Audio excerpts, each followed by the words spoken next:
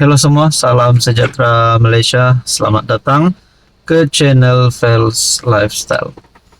Saudara-saudara, tuan-tuan dan puan-puan, dalam keadaan yang hujan, hujan renyai-renyai, musim tengkujuh. Rupanya di dalam musim sejuk ini ada yang panas berlaku di Sabah. Bukan matahari, tapi yang panas itu adalah politik di Sabah pada hari ini. Saya tak kata HJJ akan digulingkan, tapi saya juga tidak kata HJJ tidak akan digulingkan.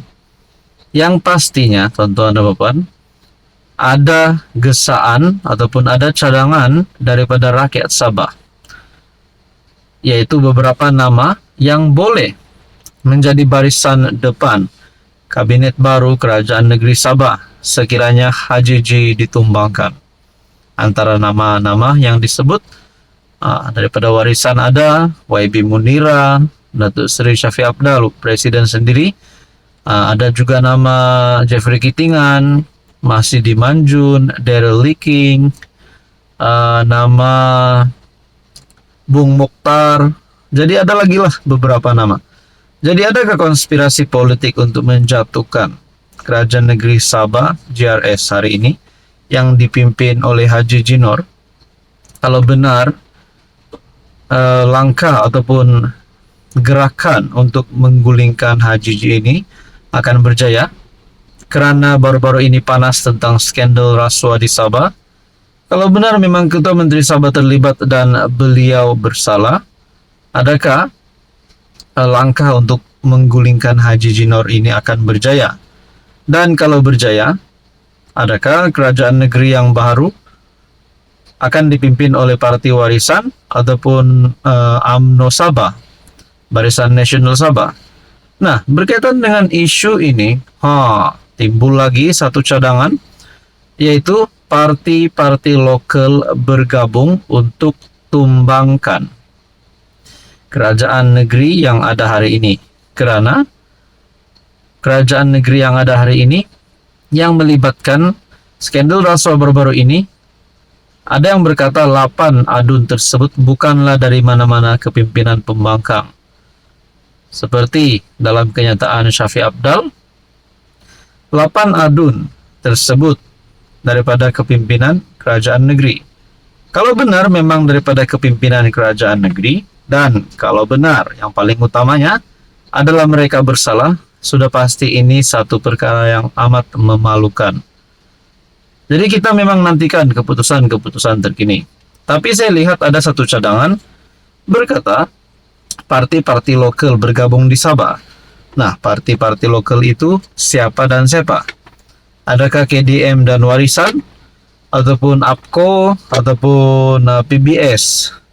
Nah, saudara-saudara, ada komen berkata Parti KDM tolak warisan.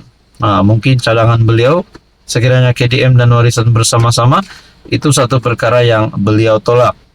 Ada juga berkata di sini calon ketua menteri mestilah bebas dari kes mahkamah dan rasuah.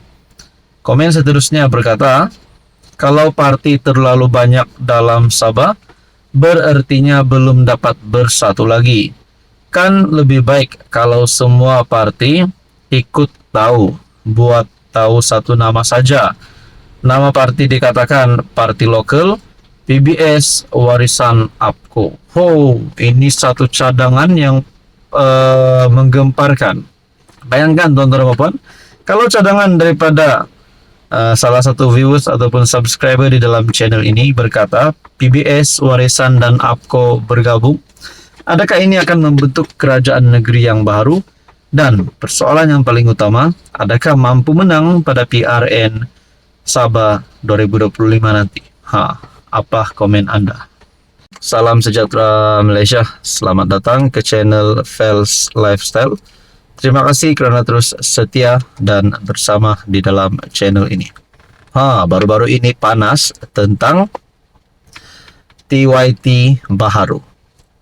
Tiba-tiba rakyat Sabah digemparkan, dikejutkan dengan berita TYT Baharu, calon TYT Baharu.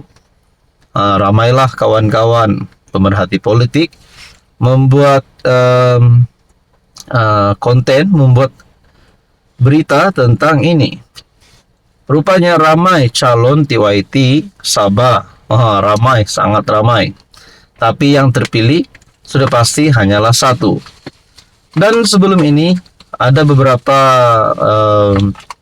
berita yang mengaitkan perkara ini, yaitu nama Musa Aman dikatakan bakal menjadi TYT baru. Nah, disitulah rakyat Sabah mulai bersuara.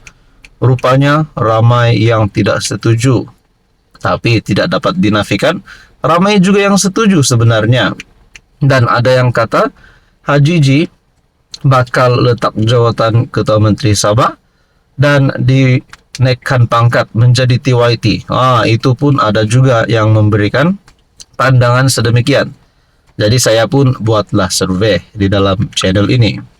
Saya bertanya kepada subscriber, kepada viewers, dan juga kepada semua yang menonton channel ini, dan terutamanya kepada rakyat Sabah.